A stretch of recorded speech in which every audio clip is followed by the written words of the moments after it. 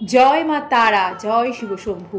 বন্ধুরা, ২৬শে মে ২০২৫ ফলহারিণী অমাবস্যা ও শ্রী ফলহারিণী কালী পুজোর বিশেষ তিথিতে ভুল করেও এই নিষিদ্ধ কয়েকটি সবজি ও খাবার কেউ খাবেন না। শাস্ত্রমতে অমাবস্যা তিথির পবিত্র দিনে এই খাবার ভুল করেও যদি গ্রহণ করেন, রোগ শোক দুঃখ দারিদ্র্যে ভীষণ কষ্ট পেতে হয় সারাটা জীবন, আর যা আমরা কেউই চাই না। তবে আধুনিকতার সাথে তাল মিলিয়ে শাস্ত্রের এই বিধিনিষেধগুলি আজকাল কিন্তু আমরা কেউ মানতে চাই না। তবে দেখবেন বন্ধুরা, আমাদের রোগ প্রতিরোধ ক্ষমতা কিন্তু তার জন্য দিনে দিনে কমে আসছে। তাই শরীর স্বাস্থ্যকে ভালো রাখতে এই অমাবস্যার উপবাস ব্রত আপনি বিশেষ কারণে যদি পালন করতে নাও পারেন, তবুও খাদ্যের এই বিধিনিষেধ পালন করলে উপকৃত হবেন। আমরা মূল পর্বে প্রবেশ করে ফলহারিণী অমাবস্যায় যে খাবারগুলি খাবেন না, কোন সবজি নিষিদ্ধ, যে কাজগুলি করবেন না এবং কেন করবেন না বিস্তারিত জানাচ্ছি। সিংহরায় ডোরবেলে সনাতনী বার্তার নতুন একটি পর্বে আপনাদের সকলকে স্বাগত জানিয়ে পর্বটি মূল আলোচনার দিকে প্রবেশ করছি। বন্ধুরা, জ্যৈষ্ঠ মাসের অমাবস্যায় শ্রী শ্রী ফলহারিণী কালী পুজো হয়, আর জ্যৈষ্ঠ মাসের অমাবস্যাকেই ফলহারিণী বা ফলহারিণী অমাবস্যা বলা হয়। এই দিন ভক্তরা নিজেদের মনস্কামনা পূরণের জন্য গ্রীষ্মের বিভিন্ন মৌসুমি ফল মা কালীকে অর্পণ করেন। তবে এই দিন আপনি আপনার মনস্কামনা পূরণের জন্য যদি মা কালীকে ফল অর্পণ করেন, খুব ভালোভাবে শুনুন, একটি ফল কিন্তু আপনাকে নিবেদন করতে হবে, কারণ সে ফলটি আপনি যতদিন না পর্যন্ত মনস্কামনা পূর্ণ হচ্ছে ততদিন খেতে পারবেন না। তাই মায়ের ভোগ নৈবেদ্যে এদিন আপনি যত ইচ্ছে ফল নিবেদন করতে পারেন, তবে মনস্কামনা পূরণের জন্য অর্পিত ফল সংখ্যায় একটি হতে হবে। সে ফলটি মনস্কামনা পূর্ণ হয়ে গেলে গঙ্গায় ভাসিয়ে মায়ের পুজো দিয়ে আবার স্বাভাবিক নিয়মে ফলটি খেতে পারবেন। এরপর জানাবো, এই বিশেষ দিনে পিতৃতর্পণের ব্যবস্থা হয়। হিন্দু সনাতন ধর্মে অমাবস্যা তিথিতে পিতৃপুরুষদের খুশি করতে বিভিন্ন রকম ক্রিয়া অনুষ্ঠান করা হয়ে থাকে, আর এই কারণে বলা হয় পিতৃদোষ যাতে তৈরি না হয়, সেই জন্য এই অমাবস্যা তিথিতে গঙ্গা স্নান করুন, পিতৃতর্পণ করুন, বাড়ির উত্তর পূর্ব কোণে সন্ধ্যায় ঘিয়ের প্রদীপ প্রজ্বলন করুন এবং সাধ্যমতো গরিবদের দান ধ্যান করুন। বন্ধুরা, এই অমাবস্যার দিন ভুল করেও কেউ কোনোভাবে নখ চুল দাড়ি কাটবেন না। অমাবস্যা তিথিতে ক্ষৌরকর্ম করলে ব্যক্তিকে ভয়ঙ্কর পিতৃদোষে বিভিন্ন সমস্যায় পড়তে হয়, বিশেষ করে আর্থিক সমস্যা। এদিন ভুল করেও ঝাড়ু কিনবেন না। অমাবস্যা তিথিতে ঝাড়ু কিনতে নেই, এতে মা লক্ষ্মী গৃহ ত্যাগ করেন, ফলে সে গৃহে চরম দারিদ্র্য আসে।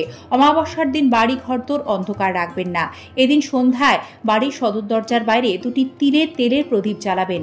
মা লক্ষ্মীকে প্রসন্ন করতে এদিন বাড়ির উত্তর পূর্ব দিকে একটু জাফরান ও লবঙ্গ মিশিয়ে একটি ঘিয়ের প্রদীপ প্রজ্বলন করবেন, এতে ঘরে আর্থিক সচ্ছলতা আসে।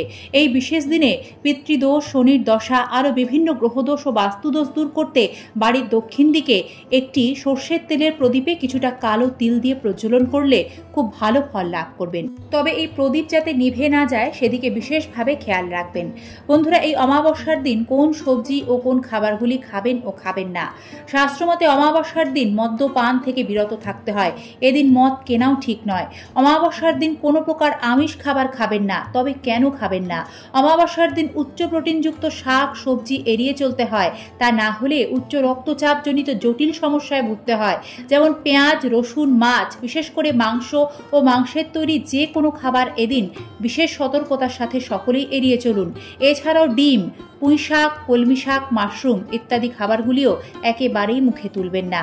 যেহেতু ফলহারিণী অমাবস্যা জ্যৈষ্ঠ মাসের অমাবস্যা, সে কারণে জ্যৈষ্ঠ মাসের নিয়ম অনুযায়ী এই দিন লাউ শাক, বেগুন ভুল করেও খাবেন না।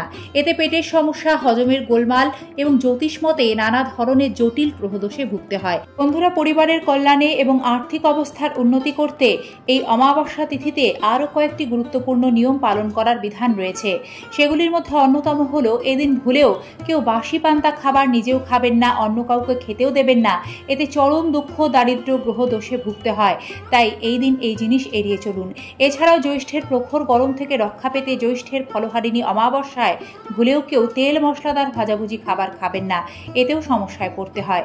এছাড়াও এদিন কোনোভাবেই পশু পাখিকে আঘাত করবেন না।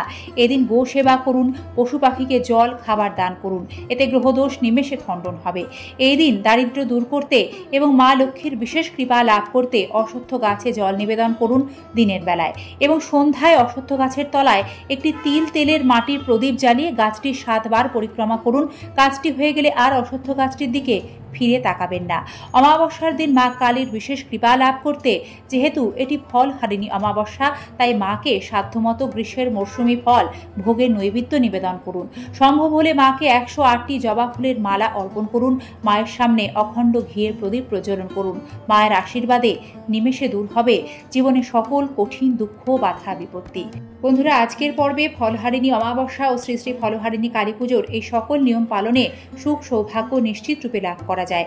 ভালো থাকবেন, সকলে যাতে জানতে পারে শেয়ার করে দেবেন এবং আমাদের সাথে থাকবেন। আজকের পর্ব এই পর্যন্তই, দেখা হবে আবারও আগামী পর্বে।